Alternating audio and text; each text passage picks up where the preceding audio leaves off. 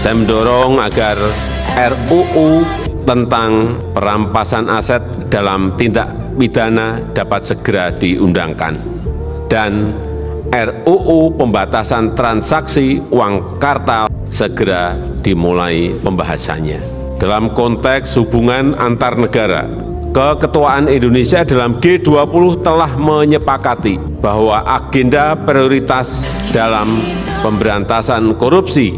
Menarik, Harvey Mois ditaksir memiliki kekayaan triliunan rupiah, memiliki beberapa sumber penghasilan. Yang pertama dari bisnis batu bara khususnya di daerah Bangka Belitung. Dia menjadi presiden komisaris di PT Multi Harapan Utama. Ini kan sedang heboh ya soal kasus korupsi ini Bang Ari ya, yang merugikan negara 271 triliun ya. Salah satunya adalah suami dari Sandra Dewi sendiri gitu. Bang Ari, mungkin bagaimana sih respon dari Bang Ari sendiri gitu?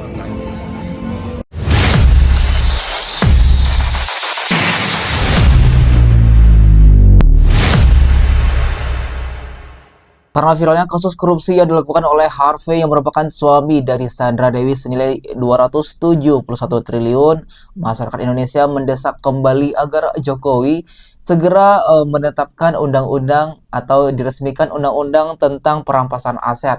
Saya mendorong agar RUU tentang perampasan aset dalam tindak pidana dapat segera diundangkan, dan RUU pembatasan transaksi uang kartal segera dimulai pembahasannya. Dalam konteks hubungan antar negara, Keketuaan Indonesia dalam G20 telah menyepakati bahwa agenda prioritas dalam pemberantasan korupsi akan terus dilakukan. Dan sebagai ketua ASEAN, Indonesia akan menguatkan komitmen pemberantasan korupsi dan penegakan hukum di kawasan. Saya tegaskan kembali, saya tidak akan pernah memberikan toleransi sedikitpun kepada pelaku tindak pidana korupsi. Oke guys, jadi ternyata Bapak Jokowi sudah pernah mendesak agar segera diresmikannya lah undang-undang RUU tentang perampasan aset negara. Dan dengan kejadian ini, karena masih belum diresmikan atau ditetapkan undang-undangnya, terjadilah lagi korupsi-korupsi yang akan menghancurkan dan akan merugikan bangsa Indonesia sendiri. Dan atas kejadian yang baru-baru ini viral, itu suami dari Sandra Dewi yang korupsi senilai 271 triliun ini, tentunya masyarakat mendesak ayo segera RUU tentang perampasan aset dan korupsi tersebut direalisasikan agar tidak ada lagi gitu loh, agar tidak ada lagi yang korupsi, yang berani korupsi, dan semoga dapat memberikan efek jera terhadap hukum bagi pelaku korupsi tersebut. Dan dengan viralnya berita mengenai Harvey yang korupsi tersebut tentunya mendapat perhatian juga dari public figure lainnya. Bagaimanakah tanggapan dari artis tentang kasus tersebut? Ini kan sedang heboh ya soal kasus korupsi ini Bang Ari ya, yang merugikan negara 271 triliun ya. Salah satunya adalah suami dari Sandra Dewi sendiri gitu. Bang Ari, mungkin bagaimana sih respon dari Bang Ari sendiri gitu? Kalau saya sebenarnya kasusnya sendiri nggak terlalu paham ya, kalau dengan beritanya aja gitu ya. Dan mudah-mudahan dari dalam terbaik untuk ini, siapa tahu yang mungkin apa namanya 271 triliun itu ada cara untuk dikembalikan ke masyarakat. Saya juga mungkin cara pribadi yang jelek soal pekerjaan, pokoknya saya mau harus lebih keluar lagi lah, kita harus lebih hati-hati. Jangan sampai merugikan masyarakat, nanti dimana yang besar dan takutnya semua luas ya. Intinya terlepas dari itu hilaf atau lupa dan bagaimanapun tetap tindakan korupsi itu tidak dibenarkan ya guys ya. Dan juga tentunya apa yang diperbuat tentu harus siap dengan risikonya ya. Sekarang yang ditetapkan sebagai tersangka itu suami Sandra Dewi itu masih diduga bakal mendapatkan hukuman sekitar 20 tahun dan denda 1 miliar guys. Dan semoga aja ganjaran yang diberikan nanti setimpal dengan perbuatan yang dilakukan. Selain itu juga banyak sekali reaksi-reaksi dari masyarakat Indonesia, khususnya netizen ya di TikTok ya. Tentunya juga ikut berkomentar tentang viralnya kasus tersebut. Jika aku menjadi Harvey Mois, suami Mbak Sandra Dewi, berapa penghasilanku Mbak? Wah, menarik. Harvey Mois ditaksir memiliki kekayaan triliunan rupiah. Wow, pantas dong ya anaknya dikasih kado jet pribadi pada saat ulang tahunnya.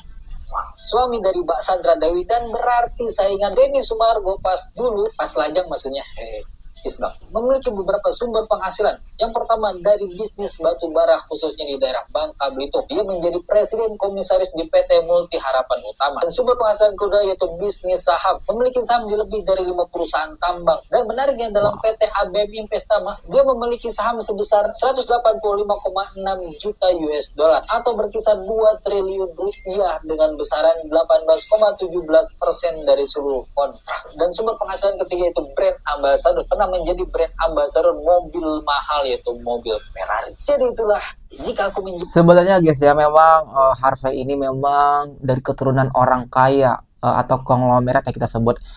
Namun ternyata tidak cukup sampai di situ aja hartanya, namun juga manusia ya guys ya, tidak pernah puas dan mungkin beliau lupa dan akhirnya terjadilah korupsi ini hingga 271 triliun. Padahal ya dari yang kita lihat tadi memang sebenarnya banyak sekali bisnis atau beliau yang bisa menghasilkan cuan. Bahkan beliau juga menjadi brand ambassador mobil gitu kan. Otomatis itu juga cuannya sangat besar dan luar biasa. Namun ya namanya berkecimpung dengan harta, tentunya hal tersebut menjadi dia lupa dan sehingga melakukan korupsi gitu ya guys ya. Dan hal tersebut juga dikait-kaitkan dengan omongan Gibran yang juga viral nih ya. Banyak sekali netizen atau masyarakat Indonesia yang menghubung-hubungkan kembali ternyata Gibran ini tujuan dan misinya sebagai wakil presiden bakal mengarah ke sana gitu loh. Dan pantas saja banyak sekali dari pendukung kubu 01 dan 03 khususnya 01 gitu ketar-ketir, bahkan ada juga pejabat-pejabat pemimpin luar negeri yang ketar-ketir, khawatir sekali, ketakutan kalau Prabowo Gibran menjadi presiden dan wakil presiden. Kita baca dulu ya guys ya.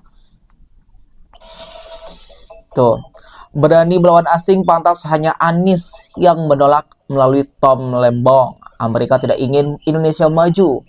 Tom Lembong adalah tim sukses Anies yang dekat dengan Amerika dan Tom Lembong adalah pendukung Israel. Sekarang hampir se-Indonesia mengakui kepintaran Gibran. Salam tegak lurus. Oke guys, jadi setelah viralnya kasus korupsi yang dilakukan oleh Harvey ini, banyak sekali yang flashback kepada ucapan atau debat cawapres Gibran waktu itu yang mana ini mengarahnya ke sana guys. Jadi Gibran ini itu ingin programnya bersama Bapak Prabowo itu memajukan negara sendiri tanpa diikut campuri atau diberbodi sama negara luar, dan tentunya anti korupsi juga guys. Dan itulah kenapa orang Amerika itu benar-benar ketakutan dan khawatir dan ketar-ketir kalau Gibran dan Bapak Prabowo itu memimpin di Indonesia guys. Berikut ya kita baca-baca komentar dari netizen terhadap Gibran Raka Buming Raka yang sempat viral. Gibran asli orang Indonesia, lahir di Indonesia, pribumi, asli darah Indonesia asli, makanya pantas untuk jadi wakil presiden. Terus juga ada komentar lagi dari Denia, Pak Gibran tidak menuduh tapi memberi kode, selebihnya kita yang mencari jawabannya. Gak kaleng-kaleng ternyata Mas Gibran sudah pegang semua kartu truf. Nah itu ya guys ya, jadi